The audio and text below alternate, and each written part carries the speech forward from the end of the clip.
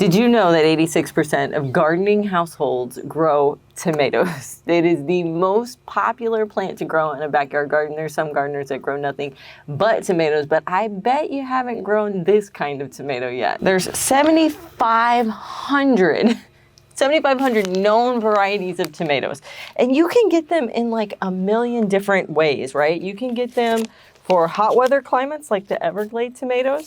You can get them for like a cold Russian climate like the Rosella purple. There are so many different kinds. You can get them for a small space like a dwarf variety. You can single stem an indeterminate variety. You can get tomatoes that are orange. You can get tomatoes that are red. You can get tomatoes that are cherries. You can get them that they're plums. You can get beefsteaks. I mean, there's 7,500. You know, you can get them in every color and shape.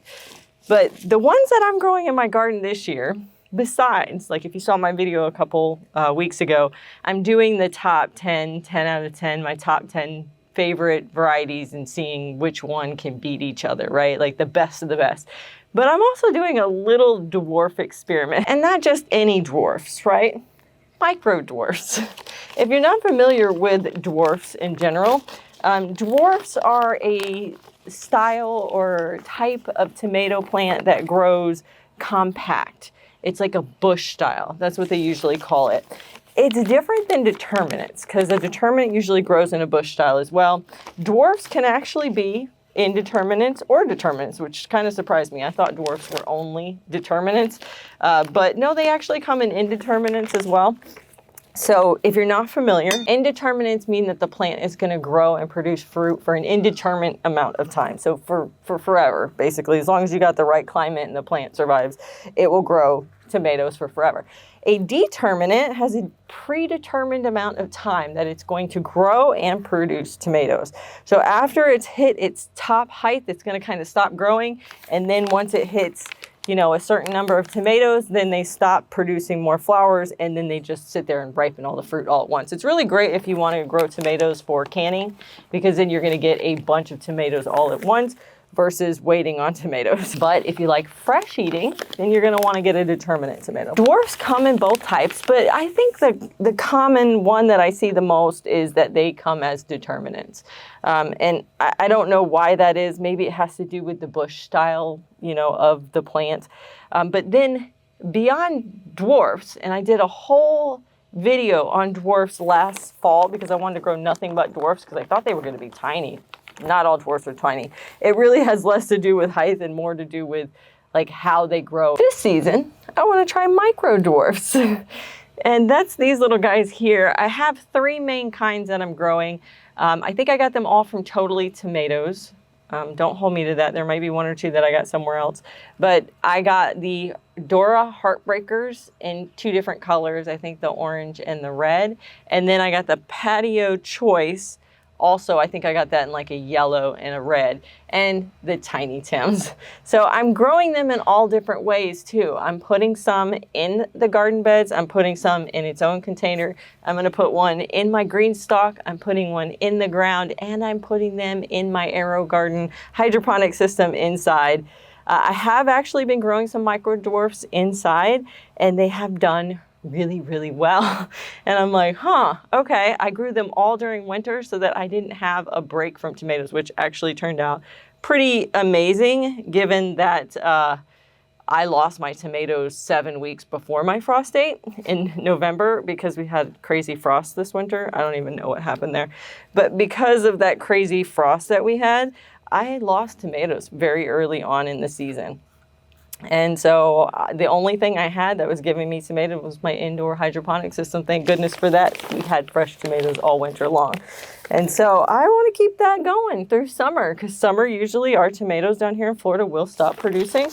And I don't want to go without tomatoes. So I'm going to grow them indoors as well as in some shadier spots to see if I can get these, you know, little micro dwarfs to last a little bit longer. So let's finish getting this guy in this pot, and then we're going to do the one over there where we talk a little bit more about why micro dwarfs might be something that you want to get into.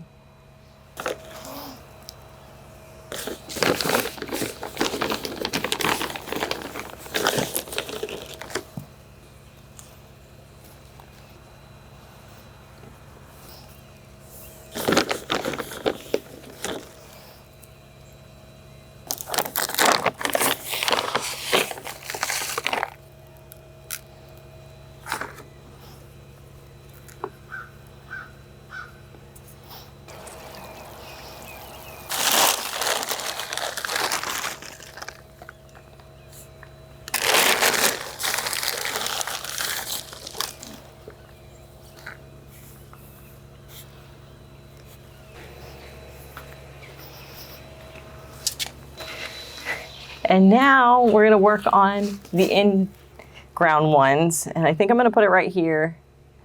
I hope my salt and pepper comes back. It doesn't look especially alive, but we're gonna go ahead and trim it back to make room because I wanna put a tomato right here. I've had this plant for 2 years. It is a Florida native plant, and I absolutely love it. It's not beautiful. I will tell you that right now. It's not a pretty plant.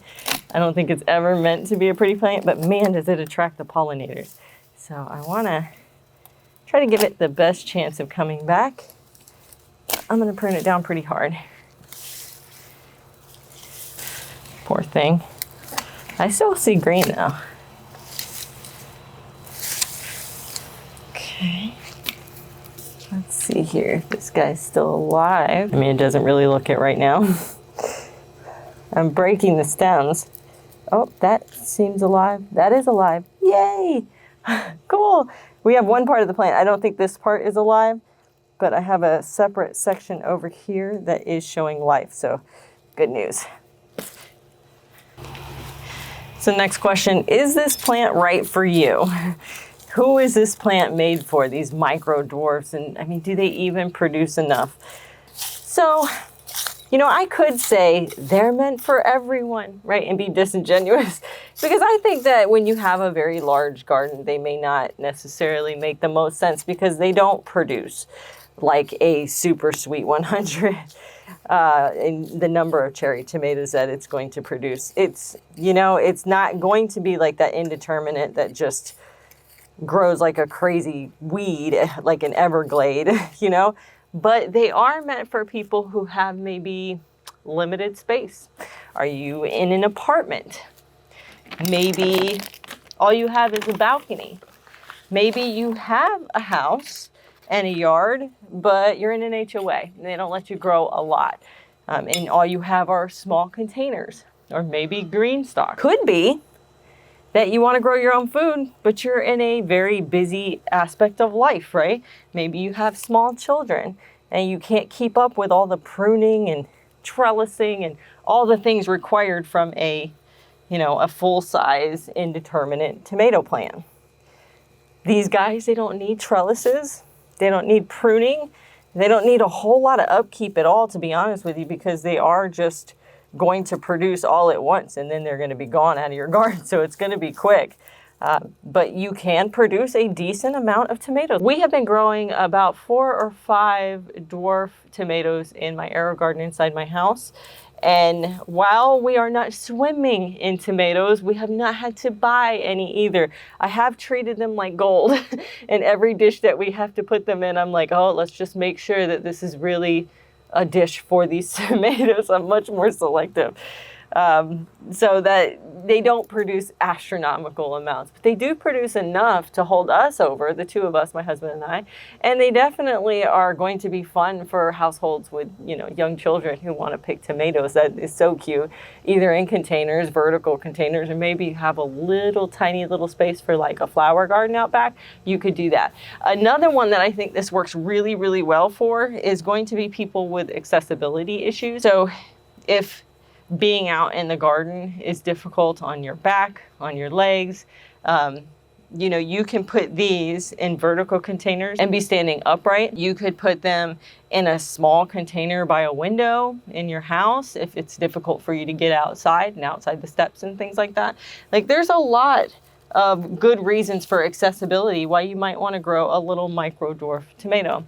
And you could grow, nobody says you have to grow just one, guys. You can succession plant these. So if you want to make sure that you're getting tomatoes for a whole season, just get like 5 little containers and put 5 little plants, one every like 2 weeks to a month, and then just keep planting them over. And when the first one is done and produced and you can kind of see it sputtering out, you just yank that one out and stick another one right in its place. Just keep this going and you can have a steady stream of tomatoes just from these little guys.